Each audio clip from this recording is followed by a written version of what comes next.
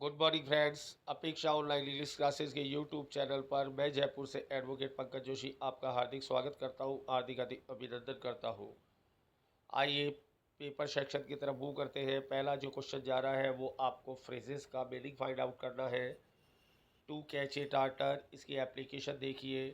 एक सुंदर लड़की है जो हिस्ट्री शीटर की बहन है, उसको किसी ने मलेस्ट कर दिया, छेड़ दिया। तो ऐसा करके उस इंसान ने कैच ए टार्टर किया है, यानी वो इंसान अपने से ज़्यादा शक्तिशाली इंसान से भिड़ गया, या उसने पंगा मोल ले लिया, या शाम की बाबी में हाथ डाल दिया, या आ बैल मुझे मार वाला काम कर दिया। तो टू कैच ए टार्टर का मतलब होगा अपने से ज़्यादा शक्तिशाली आदमी से भिड़ जाना। B is the right answer, to catch a dangerous person. Second phrase पर आइए। इन द ब्लूज कहती है, सपोज करिए किसी के घर में कोई सडन डेथ हो गई किसी रिलेटिव की, तो उस वो घर इन द ब्लूज हो जाएगा। कोई फेल हो गया, इन द ब्लूज हो जाएगा। किसी के नुकसान हो गया, इन द ब्लूज हो जाएगा। किसी ने इलेक्शन में हार को माना है, हार मिली है उसे, इन द ब्लूज हो जाएगा। यानी उदास होना, हताश होना, दुखी हो जाना, गमगीन हो जाना, ये सब इन द ब्लूज का मतलब है। Answer number C, melancholic and low spirited. Melancholic का मतलब होगा दुखी और लो स्पिरिटेड का मतलब होगा हताश। C is the right answer. A pipe dream, Bharat सरकार ने कहा इरेज करप्शन एंड पॉवर्टी, गरीबी और भ्रष्टाचार को मिटा देंगे। हर बार कहती है, हर सरकार कहती है, क्या ये संभव है? क्या ये व्यवहारिक ग्राउंड पर संभव है? नहीं है। ये एक पाइप ड्रीम है, असंभव योजना है, अव्यवहारिक योजना है, सिर्फ सपनों की उड़ान है और कुछ भी नहीं। ए पाइप ड्रीम है। आंसर नंबर जो जाएगा वो जाएगा आपका सी के पास, an impracticable plan. Question number 4, brown study. Lax student हमेशा ब्राउन स्टडी करते हैं। लापरवाह जो स्टूडेंट है वो ब्राउन स्टडी करते हैं। लाइब्रेरी में भी होते हैं, इंस्टीट्यूट में भी होते हैं, स्टडी रूम में भी होते हैं, हाथ में किताब होती है, लेकिन ध्यान कहीं और भटकता है, वो ब्राउन स्टडी कहलाती है।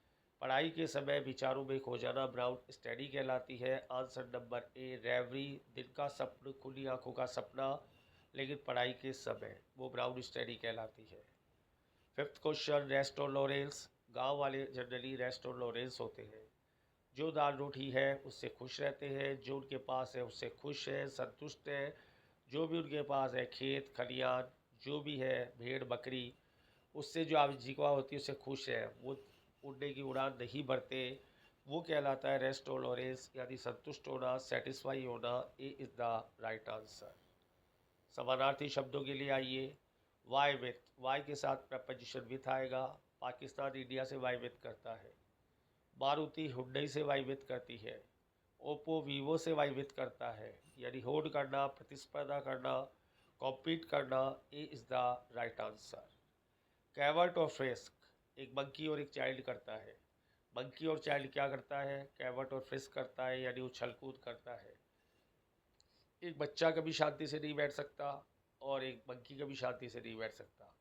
हाँ, मंकी पेड़ पर फ्रिस्क और कैवर्ट करता है, और चाइल्ड जो है कहीं पर भी कैवर्ट और फिश कर सकता है। आंसर नंबर यहाँ पर सी आएगा, जंप। जंप का मतलब ऐसे कूदना होता है, लेकिन उछल कूद में से जंप को एक्स्ट्रा सिमिलर बना लिया। एग्जाम में आया हुआ क्वेश्चन है, सी इज द राइट आंसर। फिर आपका क्वेश्चन आता है 8, ब्रिटल चिप्स हो सकती है, प्लास्टिक पेन हो सकता है, इकोनॉमी हो सकती है, मतलब जो भंगूर होती है जो जल्दी। तो ब्रिटल आपकी चिप्स, प्लास्टिक पैन और इकोनॉमी मतलब जल्दी से टूटने वाला भंगूर ब्रिटल कहलाता है। इसका सिमिलर जो आंसर आएगा फ्रेजाइल आएगा। ब्रिटल का सिमिलर आंसर है fragile. A is the right answer. Embroil, bifurcated road पर आप एम्ब्रॉयल जरूर होते हैं। बाईफर्केटेड का मतलब होता है जो रोड दो भागों में विभाजित हो जाती है और आपको कोई एड्रेस बताने वाला नहीं है और उस एरिया से आप अनजान हैं, तो उस बाईफर्केटेड रोड पर हमेशा एम्ब्रॉयल होते हैं। मतलब ए की तरफ जाए या बी की तरफ समझ में नहीं आता, लेफ्ट में जाए या राइट की तरफ समझ में नहीं आता है, तो वो स्थिति एम्ब्रॉयल कहलाती है, यानी दुविधा में आ जाना, असमंजस में आ जाना। B is the right answer, confuse is the right answer. Perfidious, perfidious को याद रखने के लिए कसाब को याद करिए। कसाब परफिडियस था। गुरु अफजल परफिडियस था। गद्दार या देशद्रोही, देश से गद्दारी करने वाला इंसान परफिडियस कहलाएगा। इतिहास भी कहता है कि दुनिया में कई राजा परफिडियस पैदा हुए, यानी गद्दार या जिसे कहते हैं बेवफा टाइप का इंसान परफिडियस कहलाएगा। Disloyal B is the right answer. ये था समानार्थी शब्दों की कहानी। अब आइए विपरीत शब्दों पर आते हैं, एंटोनिम्स पर आते हैं, अपोजिट वर्ड पर आते हैं। इलस्ट्रियस, कोई भी बड़ा आदमी, कोई भी टॉप ब्रास इलस्ट्रियस होता है, जैसे अमिताभ बच्चन। सब जानते हैं अमिताभ बच्चन को, सचिन तेंदुलकर को, सब इलस्ट्रियस है, जाने माने लोग, फेमस लोग, एमिनेंट लोग, रिनाउंड लोग इलस्ट्रियस है। जो उसको कोई नहीं जानता हो उसे क्या कहेंगे?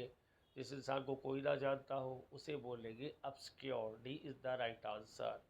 ऑब्सक्योर का मतलब गुमनाम, छिपा हुआ, अनाम, यानी कोई नहीं जानता इस इंसान को, वो ऑब्सक्योर कहलाता है। D is the right answer.